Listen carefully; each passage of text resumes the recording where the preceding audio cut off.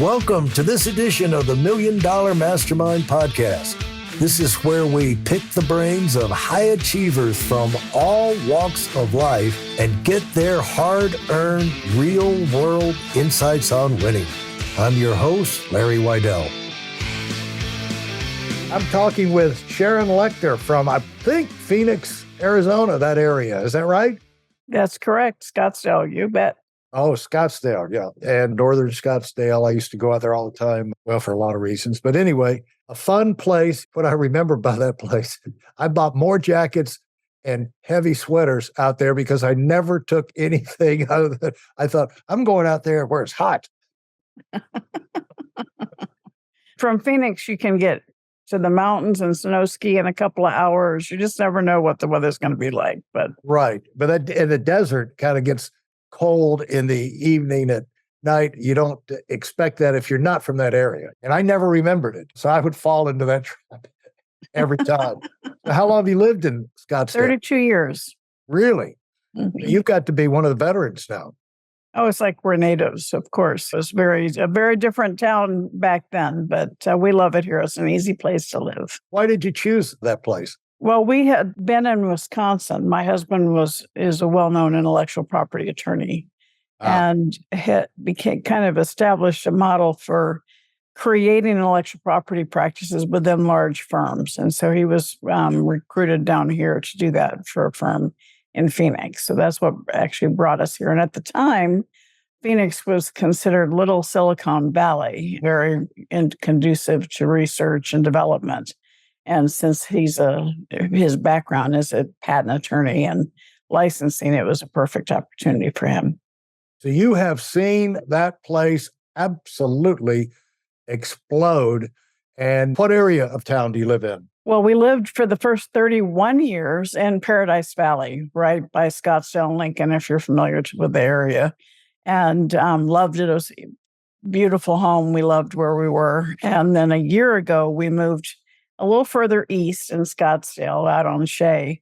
It puts us about a half an hour closer to our ranch. We also own a ranch in Young, Arizona, that's about 2.5 hours away. So, how big is that?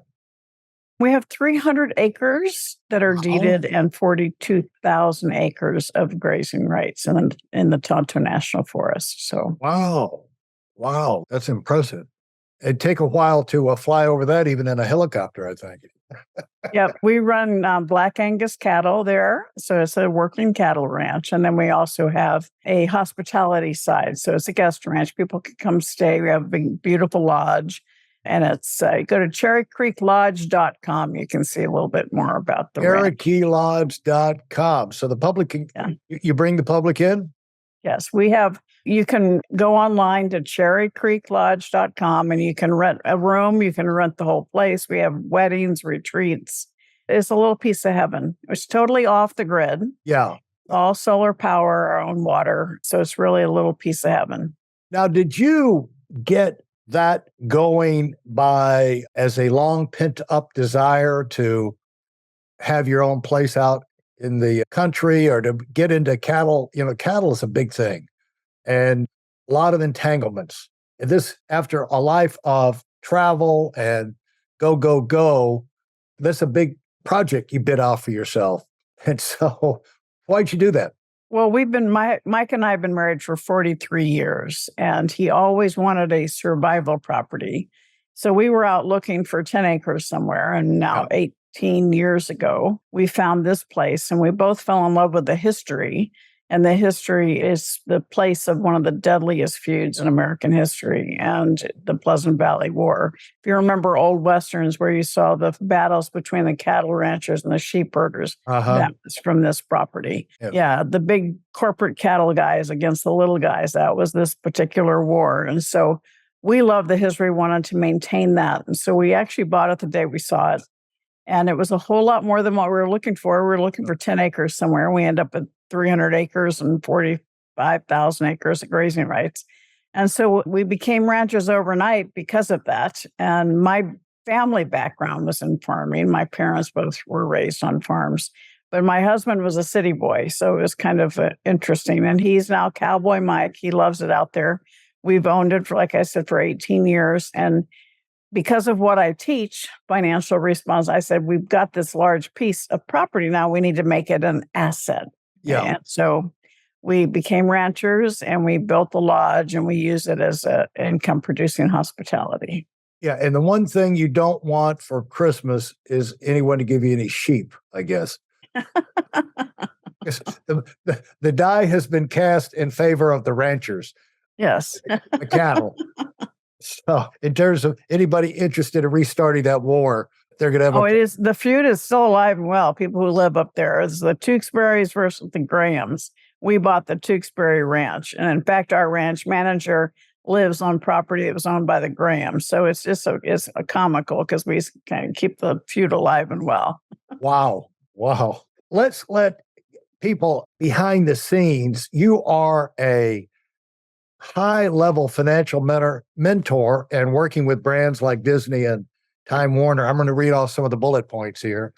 You have co-authored, and I want to hear about this, the international bestseller, Rich Dad, Poor Dad, which I've heard about for the last zillion years. And because I come from the financial services industry as well, and has released 14 other books in the Rich Dad series. You've collaborated with the inventor of the first electronic talking book and turned that into a multi-million-dollar international market. And you have centered your career out impacting others to improve their financial IQ and served under 2 U.S. presidents as an advisor on the topic of financial literacy. And you've covered the whole spectrum there from George Bush to Obama. And so everybody's interested in financial literacy. And so how in the world did you get into this situation with your young self starting out in life? Well, thanks for the question, Larry. I think we don't know what we don't know. And sometimes we don't know what we do know. Yeah. I was raised in a very lower middle class home. We lived in an old tiny house between my mom's beauty shop and my dad's used car lot. And we had rental properties that I had to help scrub out the bathrooms between tenants at the age of 10. So I've been a real estate investor since I was 10. And I hated it. My friends' parents were CEOs, military officers. I swore I'd never be an entrepreneur. I was going to be a sophisticated professional.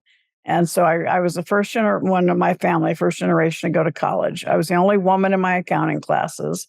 I was one of the very first women hired in public accounting by Coopers and Lybrand at the time. There were the big 8. And started my career in Atlanta. I thought I was hot stuff, very upwardly moving in my career, one of the few women, learning tons. And in that position, I learned how companies did things right, and probably more importantly, how companies did things wrong. And in that journey, I started realizing that some basic understanding of things that I understood, the power of assets, income producing assets, people didn't get. People were chasing money, chasing salary.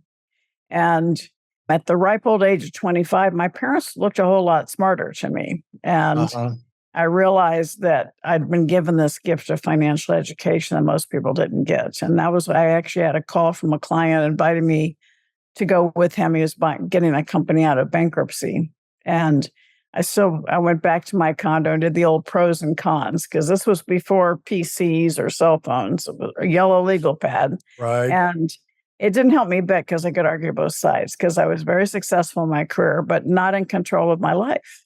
Right. And I had this opportunity, and my hand kind of took off and wrote across, why not do something different?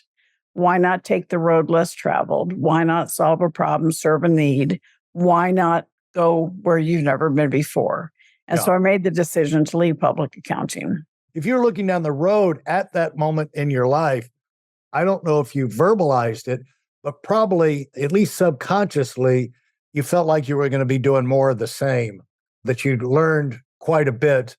And the excitement was in learning things you didn't know, and also being able to move yourself up, being more in control of moving up yourself. I know the idea of freedom, being my own boss, was worth more than just about anything to me coming up. And it's funny how that'll take over you, come from the inside out as you get established and you get a confidence in your ability to perform in the real world. And you had the advantage of being in situations where you had responsibility, you came up with solutions, you earned respect.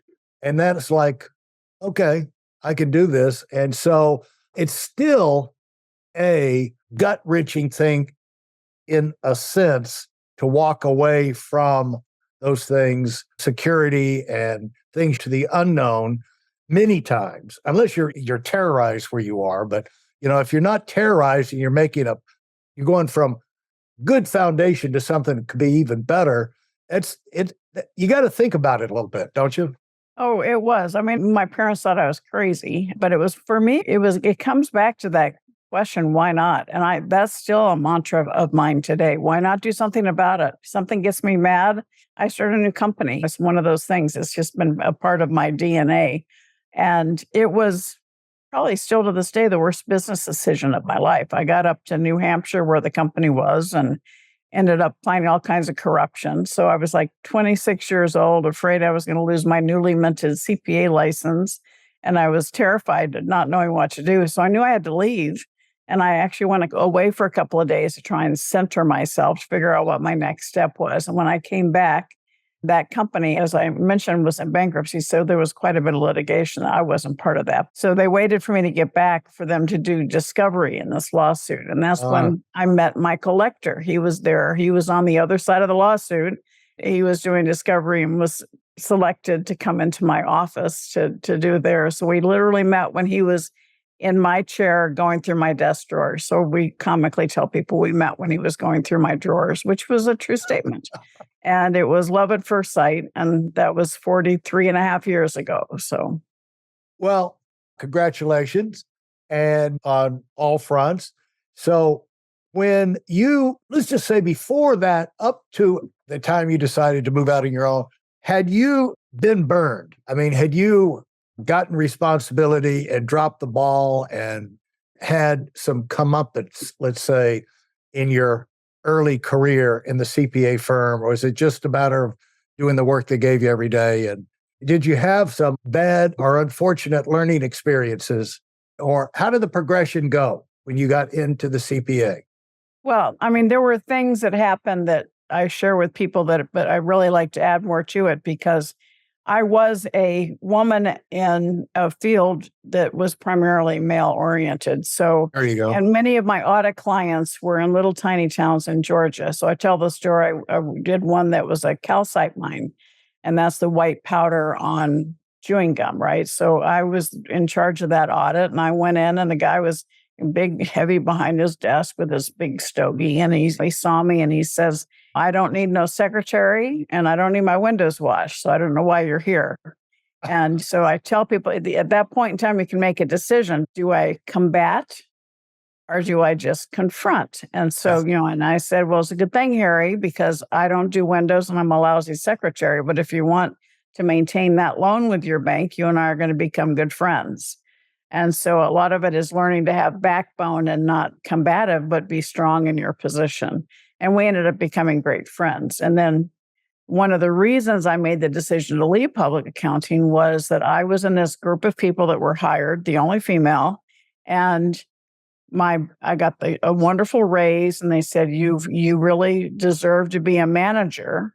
We're giving you the money of the manager, but we can't give you the title because it's going to upset the guys that started with you. And so that was really like a trigger. And it's not me being mad about sexual discrimination. It was just simply, I had earned it, but I wasn't in control of getting what I deserved.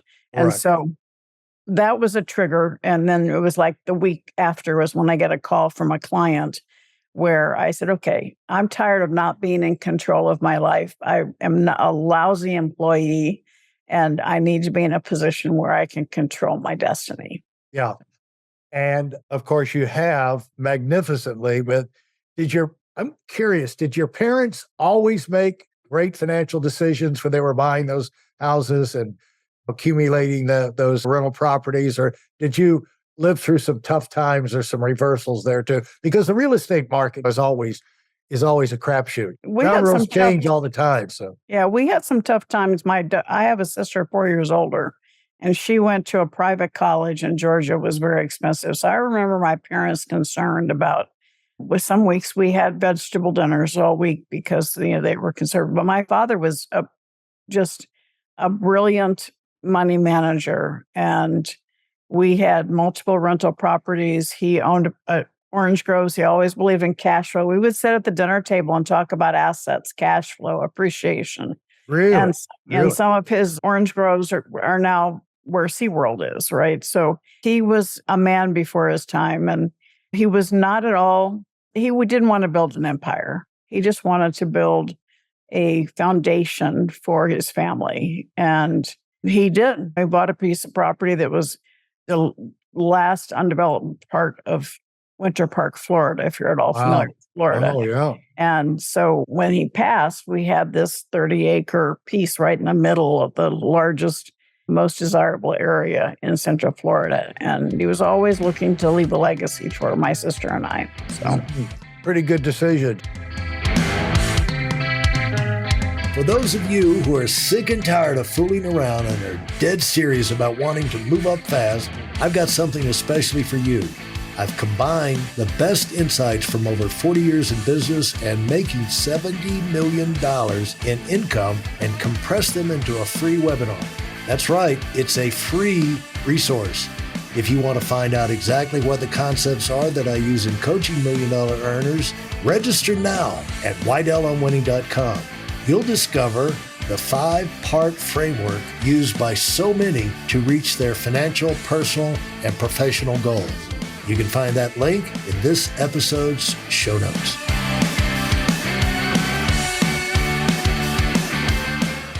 So how did you get into, I didn't even know there was a co-author of Rich Dad, Poor Dad. So how did you get involved in that project and the tsunami of success that came from that? You really struck a nerve that made sense to a lot of people, and still does, and is a topic for conversation still all over the country. And so talk about how you got in that. Did it look like a gold mine, or it looked like a big hit right from the beginning? Well, let me back up 1 second, because you mentioned the Talking Children's book. That company was first. That was my first global brand. It was, okay. And I met the inventor of the first Talking Children's book. So the books that have the sound strips down the side. And at that time, our kids were up to the point where they didn't really like to read that much. Their friends didn't like to read. And they had nothing electronic. They had no screen time. So we said, how can we get parents to trust us? And that's why we did deals with little companies like Disney, Warner Brothers, Sesame Street, Marvel Comics, and allowed us to explode that around the world. We thought we were hot stuff. $1 million in sales the first year, then went to 9 to 23 to 52 million, totally self-funded. And so we had a tremendous Well, how did you do that? I mean, how do you show up and, okay, we want to get in, and all of a sudden you're dealing with Disney and Time Warner? How did you, connections of people you've done that, had the network? Yeah, and very, very strong licensing agreements with them that allowed us to have that kind of brand association and that validity, because parents trusted Disney. They trusted Sesame Street. So therefore, they would be more likely to purchase the books than if it was an off-brand, not knowing what it was. So that alliance, we paid big fees to Disney, Sesame Street, Warner Brothers, but it was well worth it because it allowed us to expand globally. And then in that process, the expansion of understanding how the resources of where to get things made and to be able to bring them in from China, or bring them in locally, compile them locally. How much of that did you have? How much of that did you have? Information did you have when you made that first contact with Disney? And was this all kind of spinning the idea to them and see if they buy it? Or how much of that did you have nailed down? Well, the inventor was well known in the music industry. He had a long history in one of the biggest companies in sheet music. And then he had this idea for the Talking Children's book. And he actually is the one who made the original contact with Disney. But it was a long time. It took us a long time to negotiate that deal. And because we started at the top, right? And Disney's lawyers. So, and my husband is the one who negotiated the licensing arrangements with all those, because it is intellectual property. It's very important that you protect it. And they had very stringent quality control. The voices had to be approved by them. And at that time, They were little tiny chips, first time ever that they'd condensed sound on these little tiny chips. So it was a really exciting time to see as we progressed and got these deals done, but it took a long time. What's a long time? Well, it took us probably 6 months for the first chip to get approved. And then after each one after that was about the same because it had to go through their huge corporate environment to Yeah, get the right. approval of the sounds. And then of course we had to have the strips made and manufactured and brought over. So there was about a 9 month, almost 9 month manufacturing cycle. Yeah. But actually, in dealing with big corporation, that seems like lightning fast, actually. Because usually to get permission to turn the light bulb on in the hallway is 18 months. We've got to set a policy, who's going to flip the switch, who's going to train them. And so actually, it sounds pretty fast. Now, what were you doing while this was going on? Well, we were actually, when you talk about length of time, because we weren't going from the bottom up, we were at the top. So we were the top of the company to the top of the company with their lawyers and quality control people. So I think that's what allowed us to speed that up. And when we were in the development phase, I was looking for ways for us to build our ability to grow more quickly through self-funding. Instead of having to do letters of credit up front, we were able to get some established relationships with our manufacturing partners. There's a lot that goes into these little things. It was all the individual pieces and having to get the molds made for the sound strips, all that. So, and that knowledge of the manufacturing system cycles and resources allowed me to step in to the Rich Dad organization. So then now I'll transition to Rich Dad. Okay, I got Yeah, you. we sold the Talking Book Company in 1991, and that's when we moved to Arizona because that was when we lived this was in Wisconsin. And in 92, my oldest son went off to college and came home in credit card debt. So his first semester, he had a really good time. He got there and they greeted him with table, free pizza, free money, another table, free T-shirt, free money. And we didn't even know he had a credit card. So he had a really good time his first semester. And then he asked us to bail him out at Christmas. And that was December of 1992, Larry. And that's when I dedicated the rest of my career to financial education and entrepreneurship education for young people, for women, and personal finance education. And I'm as passionate about it today as I was back then. But that really was when I really knew what the rest of my life, what my mission was. And that was in December of 92. I started working with school systems. I always say, my hair used to be red, but if you work with school systems, why it's white now. And then accelerate a few years. I got a phone call from my husband in 1996. And Robert Kiyosaki had gone to his office with Bermuda shorts, flip-flops, and this idea for a board game. So I met Robert at the first beta test for the board game Cash Flow. I was the only one that got out of the rat race. I thought it was brilliant. I volunteered to help him commercialize it because all of the resources I had, the connections. And he and I started working together just as a volunteer, helping him. And he told me he wanted to charge $200 for the board game. And I said, that's pretty pricey. We're talking 1996, board game, $200. Said, well, maybe you ought to write a brochure that explains the philosophy that would convince people that they want to invest $200. And that brochure, that's when he asked me to become his partner. And we were partners for 10 years, built the company. I was the CEO. I put it all together. And we wrote that brochure called Rich Dad, Poor Dad. So we never expected it to take on a life of its own, but it just exploded. Then we thought, well, maybe we'll do 3 books, a trilogy, Rich Dad, Poor Dad, Cash Flow Quadrant, Rich Dad's Guide to Investing. And then, over 10 years, we wrote 15 books together. And then I launched the Rich Dad Advisor series, which are books in individual topic areas by the experts in those areas as well. And we exploded around the world, 110 countries, over 50 languages. So, wow. That's like in moving into the category of biggest sales of all time for any book. pretty much up in that category, at least to be considered up in that Yeah, category. it's the largest personal finance brand in the world. We sold 35 million books. It was on the Rich Dad Poor Dad was on the New York Times bestseller list for over 7 years. So Yeah, very interesting. And so when you met Robert Kiyosaki, he was not in his suit and tie and we actually lived in a 2-bedroom condo, had 2 small apartment complexes. His passive income was $100,000 a year, and his living expenses were like 36,000. But that was the message I wanted the world to hear. He was financially free at $100,000 worth of income. yeah. And you're financially free when the income from your assets exceed your monthly expenses. And that was the message I wanted the world to hear. The importance of buying, building, and creating assets. And as you expanded that, I noticed that, Rich Dad, Poor Dad for women, you've got one of the titles in there. What would you say?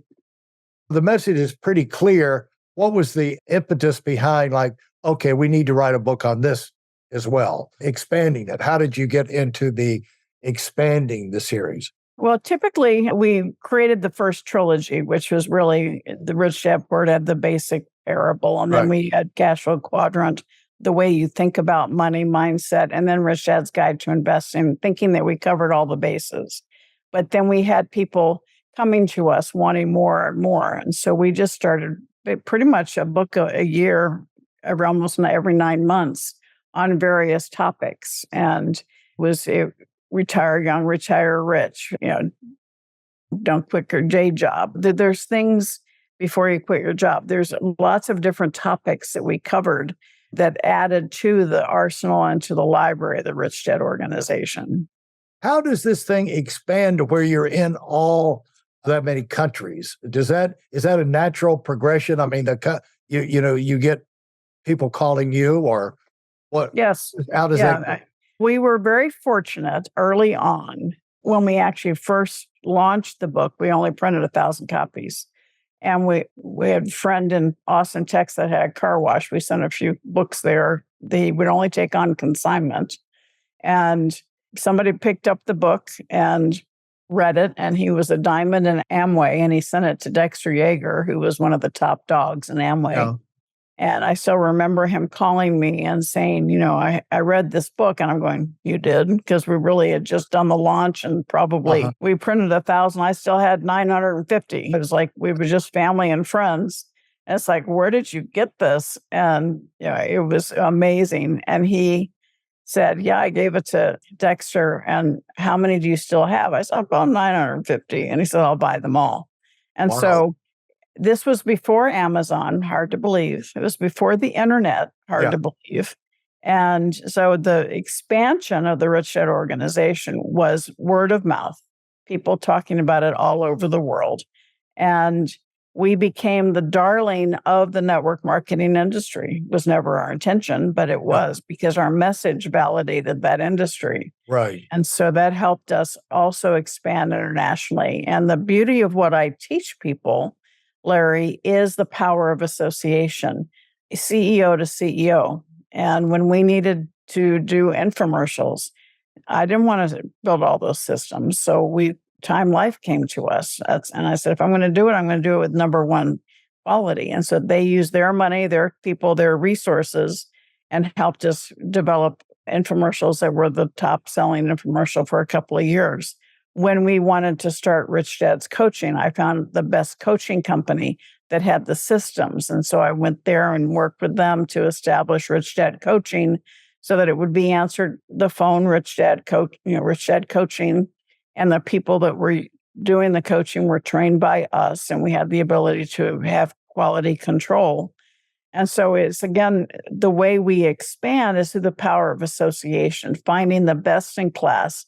And by doing that, it elevates your speed to market, your ability to serve more people more quickly.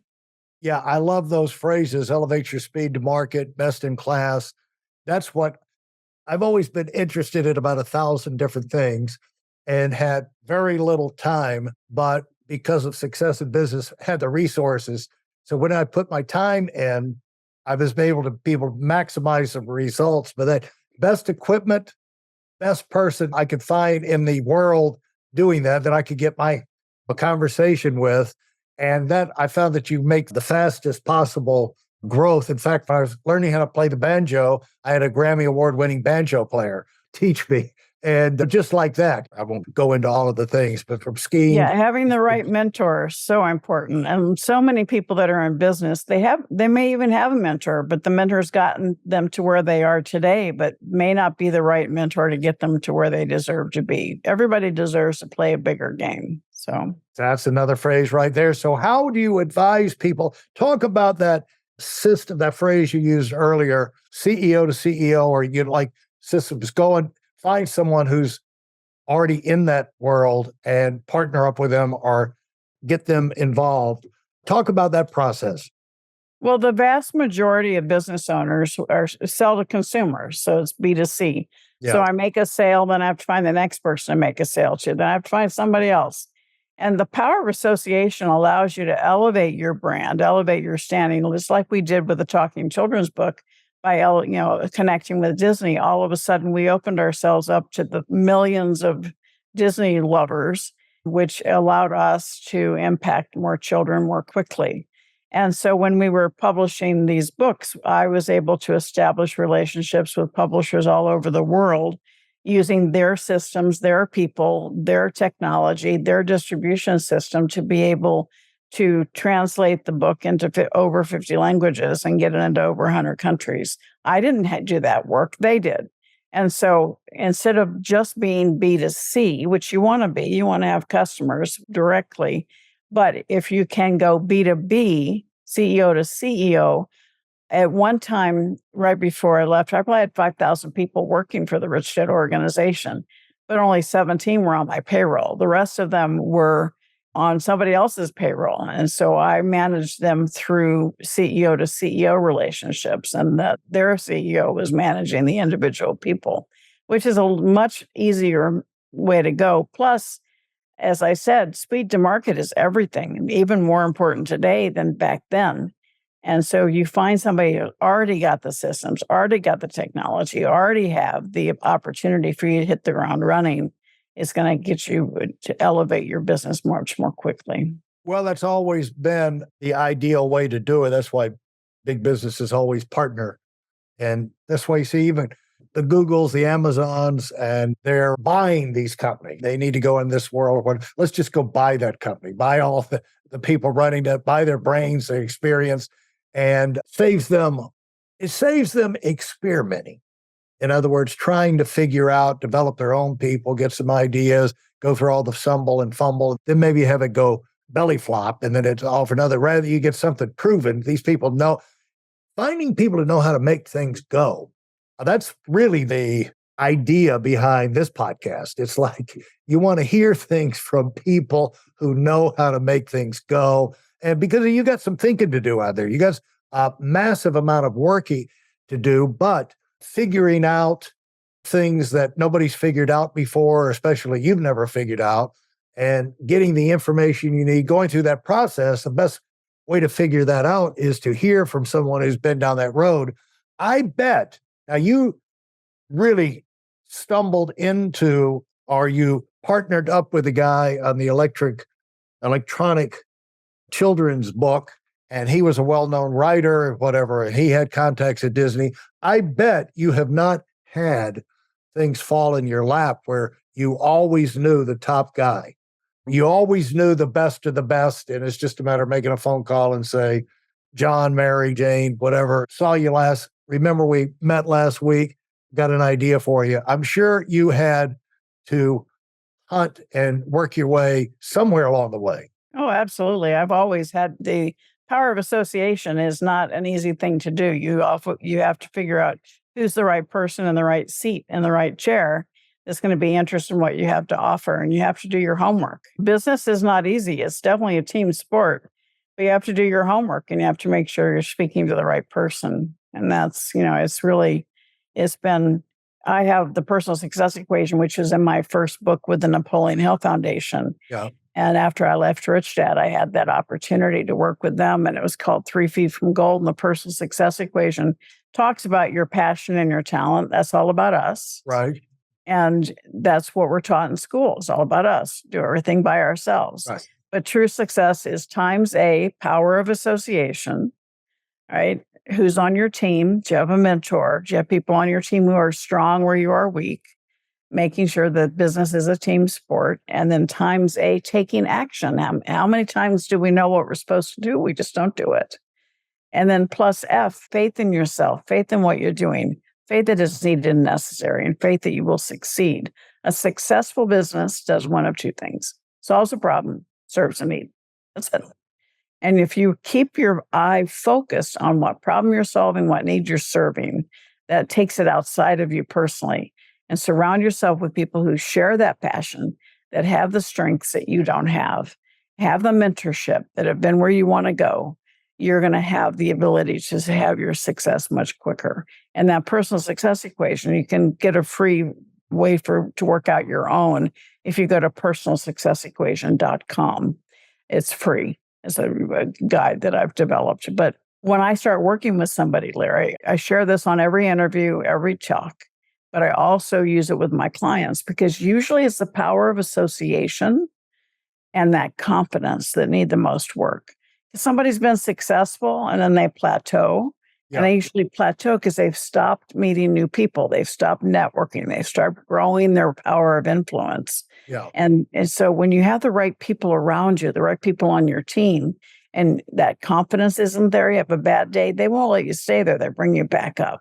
Yeah. And so usually people walk through that formula and they can realize, I need to expand my sphere. I need to stand in my own power. I need to be my own hero. And amazing things happen when they start following the formula. And so as you've gone out there, like when you started the ranching, how'd you learn about the ranching and the cattle and all that? We brought in the right people. We brought in people who were very connected within the industry here. You can know a lot about cattle, but if you're not, it's a good old boys club, quite frankly.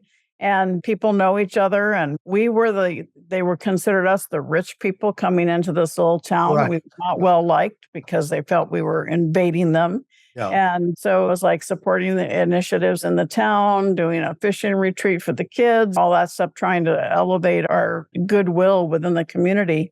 But as we started with the cattle ranching, we had to bring in people who understood cattle and not just understood how to raise them, but understood our territory. Our grazing rights is very rocky. It's not, it's not your nice, long, big pastures. People that are experienced in that understand it.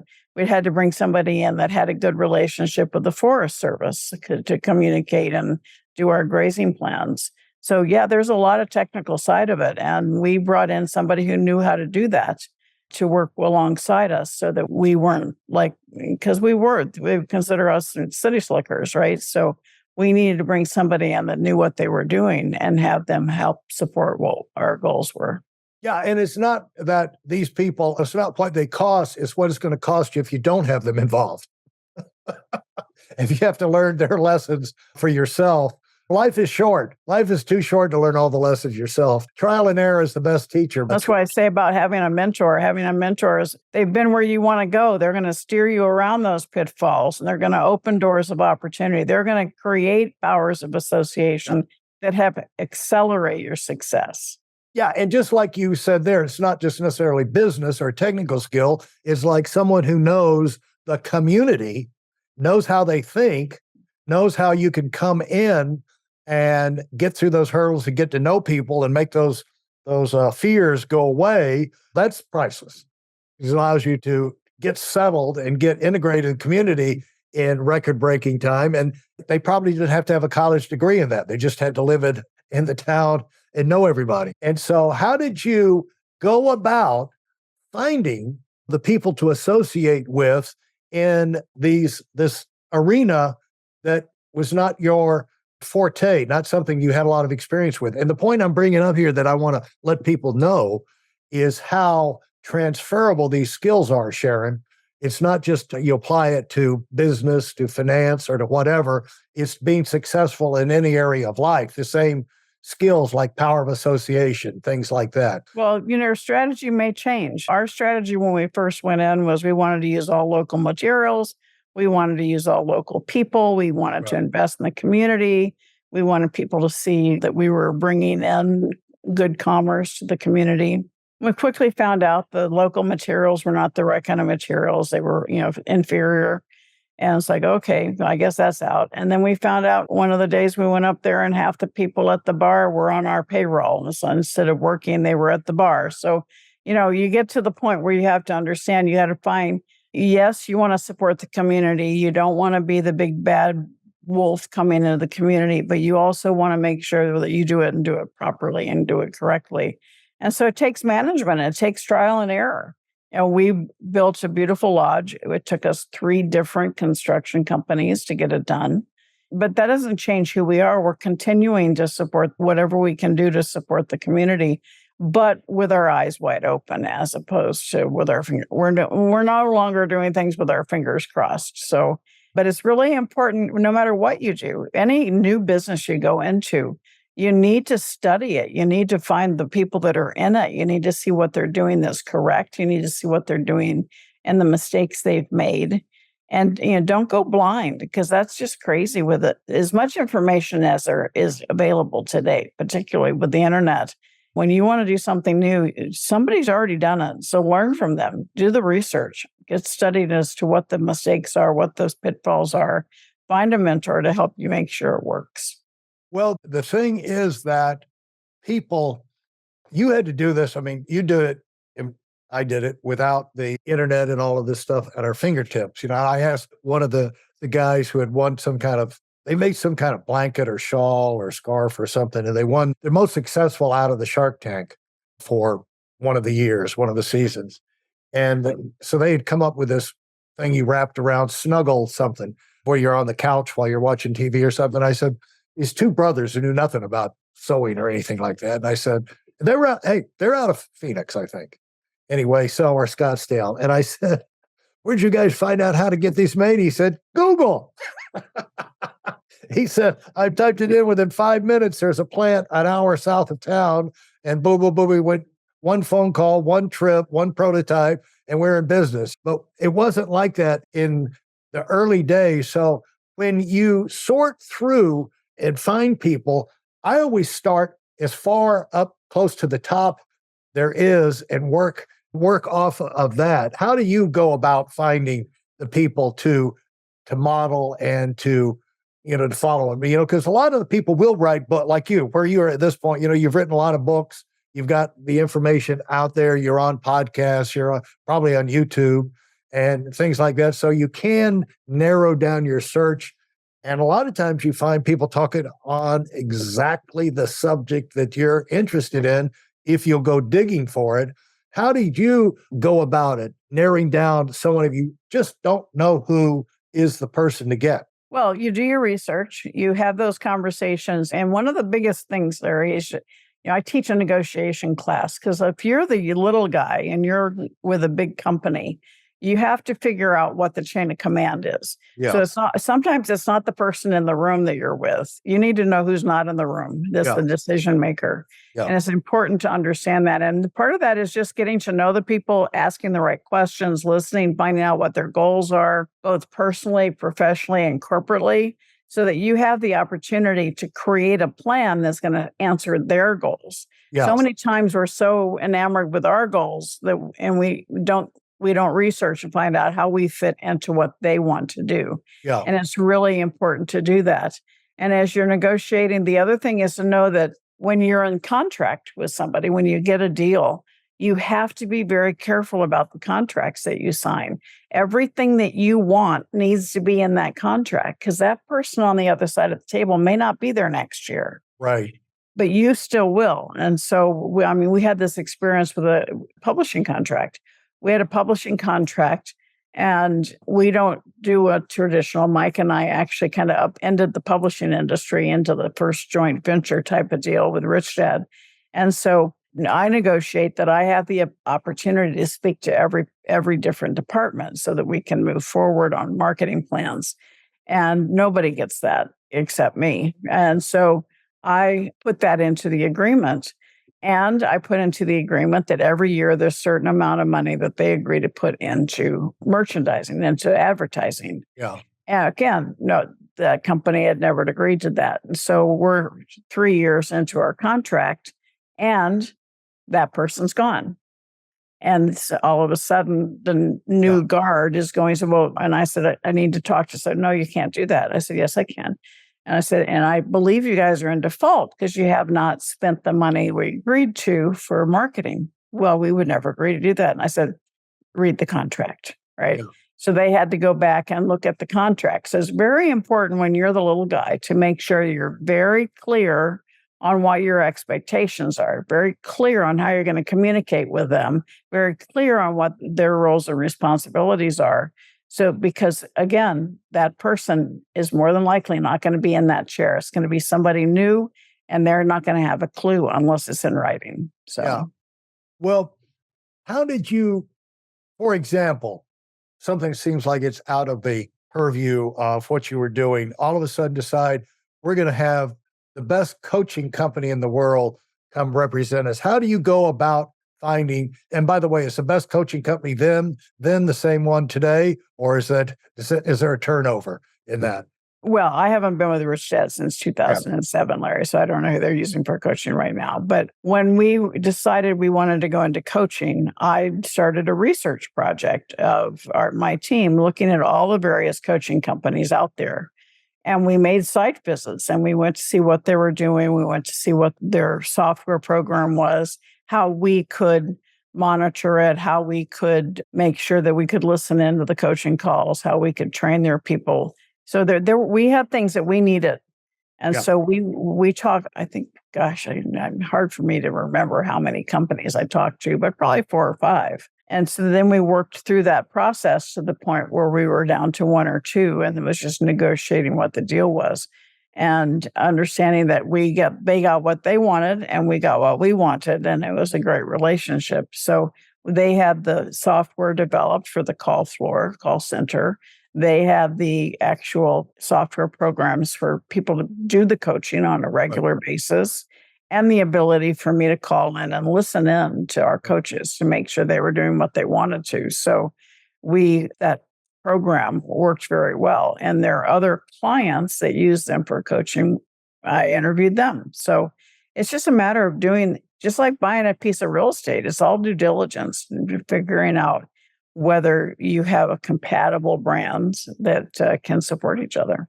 One thing is conversation. The other thing is there's no getting around seeing it with your own eyes, is there? I mean, it's one thing to have a conversation or Zoom or this, that, and the other, but when you go in and you're there in person, that's a whole different dynamic. Well, I developed the coaching program, and then we went up and we did the teaching to the coaches and getting them prepared. And then I had one of our employees he was the lead guy in the coaching, and he would go up there regularly to make sure they were doing what they needed to. What do you find is the best use of your time right now that keeps you, of all the things you've done, all the things you could do, what do you find is the best use of your time, gives you the best bang for the buck in terms of personal satisfaction, make the impact you want, enjoy, meet new people, still stay engaged and inspired? What's the best use of your time right now of all the things you do, would you say? Well, Larry, it's an interesting question because there are several different things that I enjoy doing. And right now, at this point in my life, if I don't enjoy it, I'm probably not going to do it. So I love speaking. I'm speaking 4 or 5 times a month at live events because I can impact more people that way. My number one priority are my one-on-one mentoring clients that I work with and help them elevate their businesses. I absolutely love that. And for me, that's my time. It's not what I teach. I teach assets, but I do that because it makes me feel good. I limit myself to the number of clients I have just because of the amount of effort and energy that I want to put in for each of them. And then I'm continuing to write. I have another book coming out this year. And so I enjoy that. So at each level, I may not be impacting, when I'm doing one-on-one mentoring, I'm impacting one person, but that one person has lots of other people. So I'm helping impact them. And for me, at the end of the day, my goal, my team has kind of taglined me, legacy of creating legacies. I love helping other people establish their legacies. That is beautiful. Now, give me your take on this. You'll hear that everybody's got one good book in them. If they're in business, a business leader, they've got one good book in them. But when I got in that mode, all of a sudden I came up with I was working on 40, 50, 60 different titles. And so this would be a great book. But then I went along, I've got the one book, serial winner, and I made my claim. It's out there. It's got 630 or 40 reviews, 5-star reviews on Amazon. And that's my statement. But the Rich Dad, Poor Dad would not be the foundation and the movement and this, that, and the other if you hadn't continued to expand it. I feel like I got bad advice on the idea of stopping with this, because right off the bat, I had a trilogy. The trilogy was like, this is the fundamentals. This is how you get yourself personally, fundamentally organized to be successful. From that, now you're going to create the opportunity to do bigger and better things. So now you're going to need to expand. You need to get a staff. You need to get a team. So like, how do you create a winning staff? And then the third book was going to be, after you've got some success, you've got a good team, you start to feel cocky and you start to say, how competitive can we be? How good can we be? And you start saying, what would it be? What can we do to give ourselves a chance to be number one, to really continue to grow all the way up to the top and all? And so becoming elite was going to be the third of the trilogy, and they never got, and I think I've lost all the notes and everything. There's still time for you to write that number 2 and number 3, Larry. But make that trilogy a reality, because that's how the books allow you to impact more people more quickly based on 24/7. You don't need to be there. So books are a fantastic way to get your message out. And absolutely, if you feel that you have a trilogy, go for it. Make it happen. But your thing would not have, the Rich Dad, Poor Dad would not have the worldwide stature in 110 countries and this and the other if you'd stop with one book. Is that right? We sold our first 1 million Rich Dad, Poor Dad books in the first 2 years. And right at the end of the second year, we came out with Cash Flow Quadrant. So the book really had a life of its own. I don't know that I can say we would have sold as many if we didn't have the other books behind it, but we built a brand. The brand was what we built globally. Rich Dad, Poor Dad was the icon of the brand. Yeah. But it was the games, it was the education, it was the coaching, regional seminars, it was all the books. So the brand was built, but it was on the back of a very popular book. Now, what do you mean you're out of the Rich Dad, Poor Dad organization since 2007? I left 10 years into the relationship. I brought it to the top of the game. We were at the height of our success. And I was miserable because Robert wanted to go into franchising. It was a great model for us financially, but it wasn't a good model for the franchisees. And so I made the decision to leave. And it was amicable for about 60 days till the value of the company came in. And then we were in litigation for a year. And so I left, and I tell people, sometimes you have to close the door for other doors to open. Had I not made the decision to leave Rich Dad, I wouldn't have been on the President's Advisory Council. Had I not made the decision to leave Rich Dad, I wouldn't have had the opportunity to step into the world's largest personal development brand, the Napoleon Hill brand, and help revitalize it after the financial crisis of 2008. And so I thought Rich Dad was my legacy. And somebody upstairs said, no, there was much more for me to do. So, yeah. And so is that primarily what you've done since 2007 as far as, how long do you stay with the Napoleon Hill group? Well, I was never employed by them. I worked alongside them. I authored 4 books in cooperation with the Napoleon Hill Foundation. I was on the President's Advisory Council for both President Bush and President Obama. And then my most recent book is with Inc. magazine. It's called Exit Rich. And it is helping people understand the basic components of building not just a successful business, right, but a successful business that can be sustainable, scalable, and saleable. My book this year is about how money works for women. So specifically, we're looking at women in every age bracket from 19 to 84 and the different financial issues they face. Pretty cool. But that exit and the exit strategy book, that's a point that I think is going to do a lot of good for entrepreneurs, because it's it comes up from time to time on these interviews, the fact that when you're building your business, a lot of times you're forgetting to build that thing so it can there's an exit strategy in there. So people get so excited about their product and selling it, they don't build the structure to make sure that it's sound, or to make sure they don't have the right contracts. Yeah. You don't ensure that they own their own intellectual property. All those things I go through in the book Exit Rich. Yeah. Fantastic. Well, I think that book's needed, by the way. So I think you made a great choice for a topic, and I will look forward to seeing that come out. Anything you want to say as a going away final word here for the people that are listening? Absolutely. Thank you, Larry. Yeah, Exit Rich has been out for about 1.5 years. So you can get that on Amazon or my website, Sharon Lechter. It's already out. Okay. Yeah, Exit Rich. Okay. If you could order it through my website, I'll sign it for you. Just let us know the names. And a couple of years when the pandemic hit, I was just frustrated with all the negativity. And as I said early on, when I get mad about something, I start a new company. So I started something that's a daily motivational tip. It's called ATM, kind of a play on bank deposits, but it's abundance tips and mentorship. And it's a couple of minutes every morning where you can just hear from me and get you excited about the day and start your framework for the day in a positive outset. So that you can find out more at atm.sharonlechter.com. atm.sharonlechter.com. Yeah, atm.sharonlechter.com. Okay. Or you can just go to sharonlechter.com, the website, and you'll find it. But you are the CEO of your own life. You are in charge.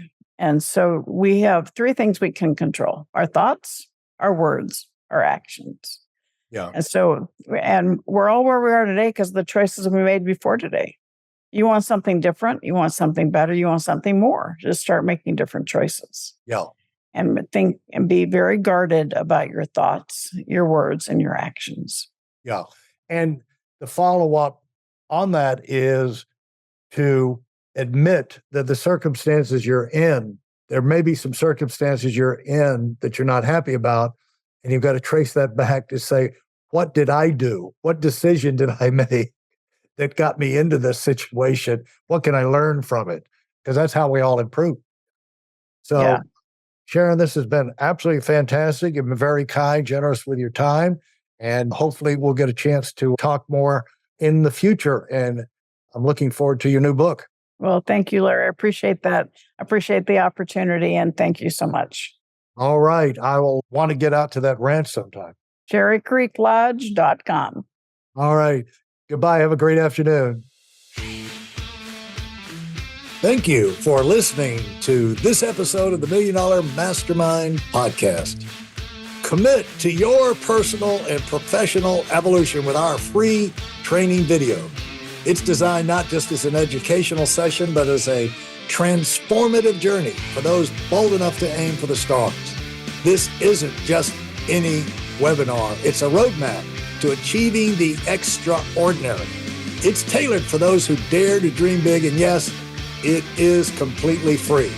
Join us in a network of ambitious professionals ready to take their careers to new heights. Secure your spot now at WeidelOnWinning.com, and let's unlock your potential together. Thanks for being part of this community.